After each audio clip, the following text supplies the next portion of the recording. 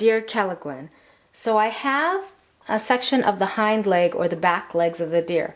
And what actually happened was I forgot to press record, so I already separated. But it came together like this, and then you see the connective tissues connected the two halves, so they're different muscles of the hind leg or the back legs.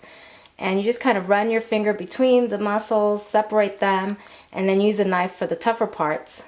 Okay, so you have two different slabs of muscle. The deer meat's from my Ninu, and his son-in-law, James, makes the best deer kelaguin. So I've already started, but once you separate the different muscle groups, you just get your knife and you want to remove as much of the connective tissue as possible so that your deer kelaguin is tender. Okay, if you leave this on, it's going to be tough. It can be painstaking work, but your end result is awesome kelaguin. Okay.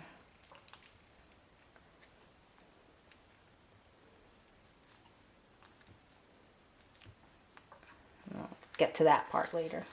So here's another muscle group. And you just kind of run your fingers between. I actually did this in school, but not on deer. I won't gross you out though. Okay.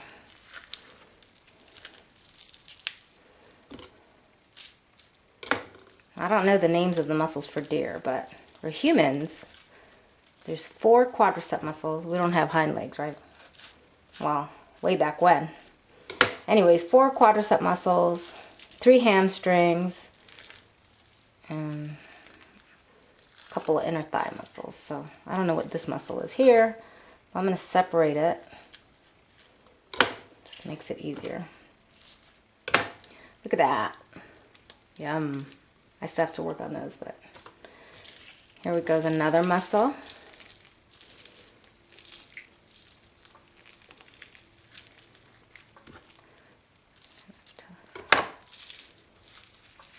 So the muscle groups are separated.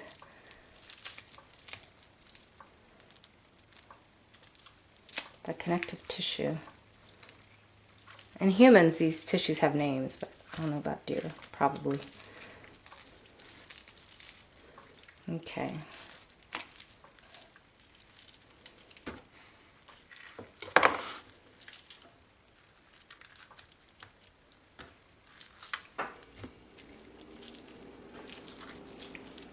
So that it's easier to cut, I'm just going to slice it down here.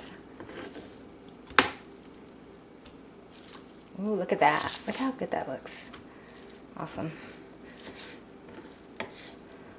Alright, so one of my clients, her husband goes deer hunting, and the way they age their meat, when you age the meat, it takes away the gamey smell and taste.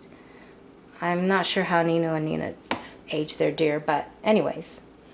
So what they do is they have a separate refrigerator outside for their meat, for their deer, and they cut the deer into sections. They don't actually debone it yet.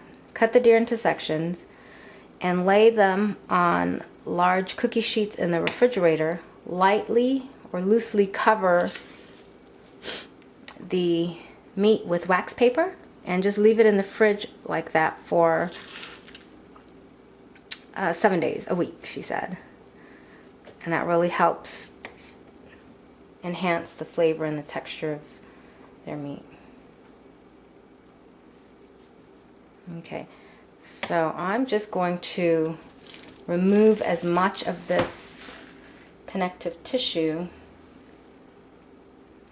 so that my KELAGUEN CHamoru is nice and tender.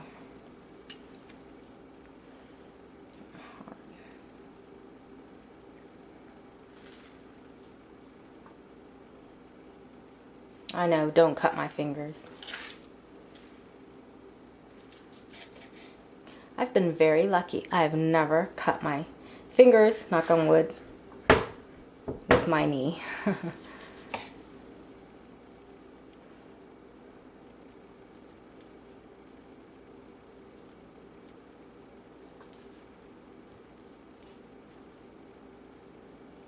Okay, this is going to take a while, but when you get your meat, you're going to take off all the tough fibers.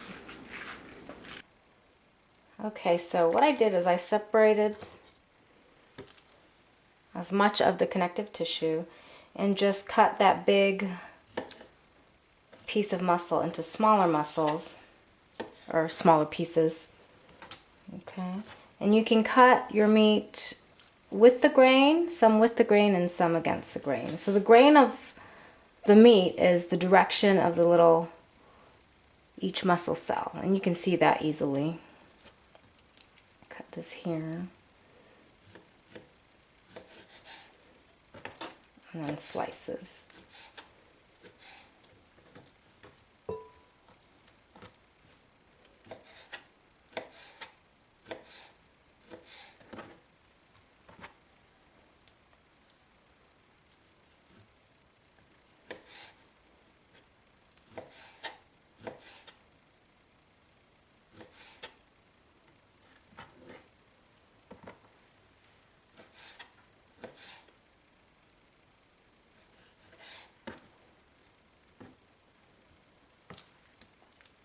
And you just continue to slice up all your meat. That one hind leg yielded plenty of deer meat, so I might make something else. I'm thinking teriyaki beef like my Nina makes it. We'll see.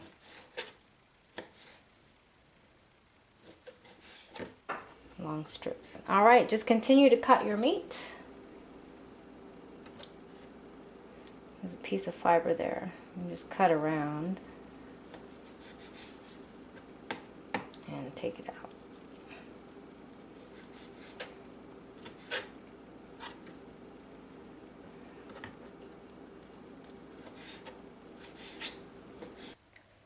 I've sliced out my deer meat and I have 2 pounds here. And when I measured that meat with the measuring cup, it yielded 5 cups of sliced meat. Okay, so that's what's in there.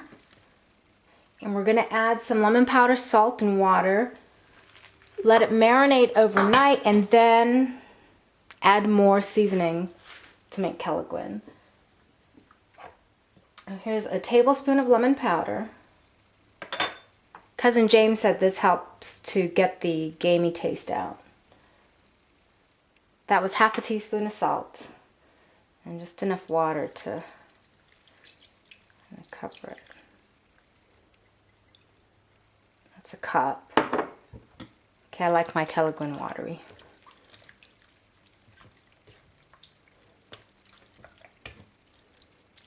Just mix it in. And remember, we're going to slice some yellow onions and green onions and add it. And I love kelaguin onions, especially when you slice it thin. And deer kelaguin, yummy. Just gonna mix it up and watch how the deer turns color. Okay, this has been sitting here for about 12 minutes, and you can see that dark, very pretty red actually, has changed to a light brown, pale pink. I'm gonna add another half teaspoon of lemon powder, just to make sure it's got enough lemon. And of course tomorrow, when I actually mix everything else, we'll add more lemon powder and salt to taste.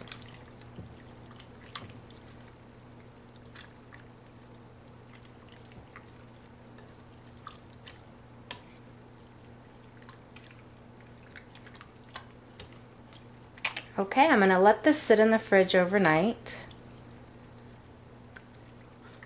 It's 11 o'clock in the morning here. So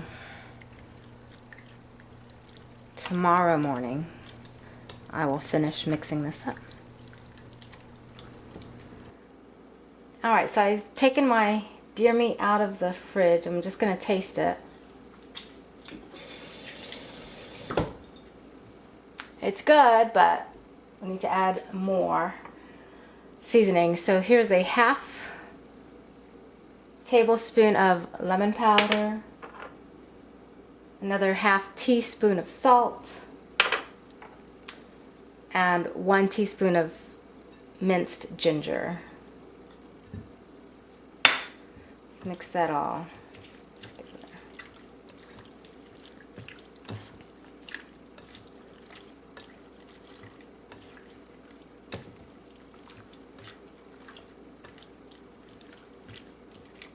Okay, I'm going to start out with a 1/4 cup of sliced onions,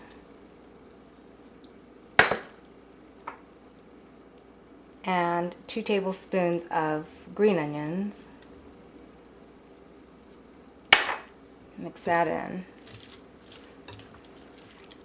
I'm still waiting for my Doni Dinansi from Guam, so I have to use hot pepper flakes, which is not very hot, but it'll do.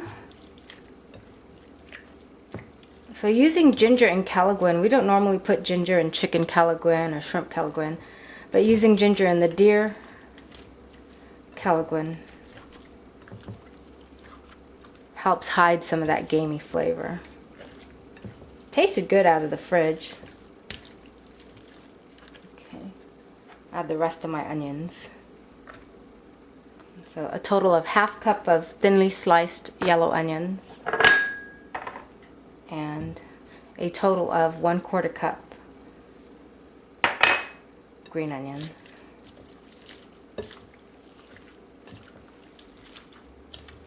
Deer kelaguin gets better as it ages, right? So if you're making this for a party or gathering,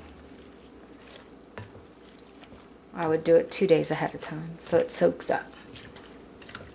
Okay, you're supposed to do this with your hands.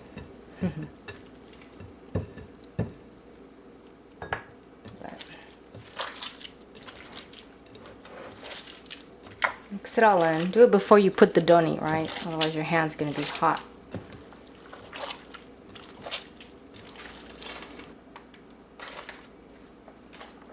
And for another ½ teaspoon,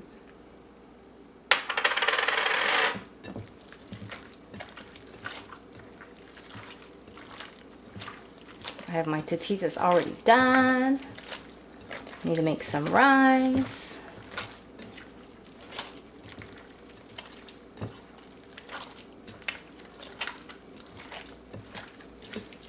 Notice I didn't put a lot of ginger, only 1 teaspoon of minced ginger.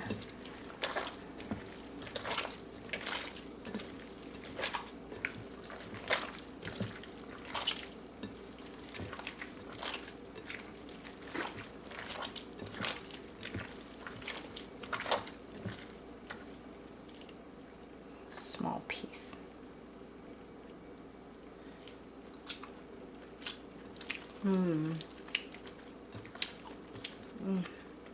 That's plenty enough ginger. That's a 1/4 teaspoon more of salt. Mix that in.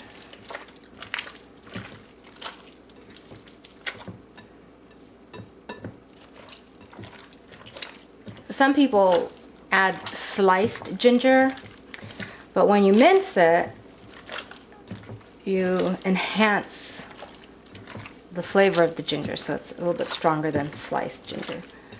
Personally, I don't like biting into a big piece of ginger, so little pieces you can't really tell.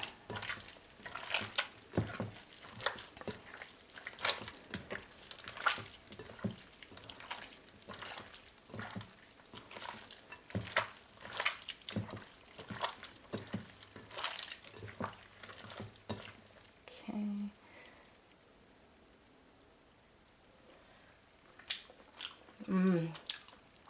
Yummy. I'll just add some pepper. I was so excited I added the pepper flakes already. This is 1 tablespoon of hot pepper flakes.